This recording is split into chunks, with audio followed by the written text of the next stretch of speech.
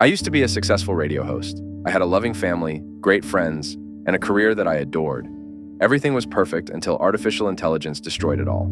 This is my story, and it's a warning to anyone who thinks AI is just a harmless tool. It started with a voice cloning app I discovered online. The app could mimic any voice with eerie accuracy. At first, I was intrigued and even amused by the technology. I used it to create funny messages with my voice for my friends and family.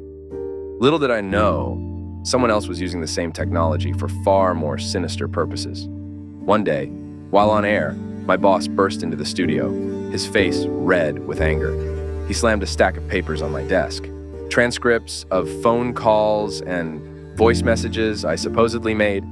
The messages were vile, filled with hateful and offensive language. I was stunned. I had never said any of those things. Despite my protests, I was suspended while the station conducted an investigation. They had recordings of my voice making threats, insulting colleagues, and even plotting illegal activities. The evidence was overwhelming, and I couldn't prove it wasn't me. My suspension quickly turned into termination. My reputation was shattered. News spread fast, and soon, my friends and family started receiving similar calls and messages. They were horrified and confused, unable to reconcile the person they knew with a voice on the other end of the line. My wife left me, taking our kids with her. My friends stopped talking to me.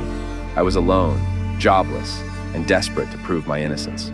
I hired a private investigator, hoping to find out who was behind this. It took months, but we finally found a lead. The investigator traced the calls back to an anonymous user on a dark web forum. This person had been using the voice cloning app to ruin lives for money. They had chosen me as their latest target, selling my voice to the highest bidder. We managed to get a name, but by then, the damage was done. With the evidence in hand, I went to the police. They launched an investigation, and the perpetrator was eventually caught. But it didn't change what had happened to me. My career was over, my family was gone, and my reputation was in ruins.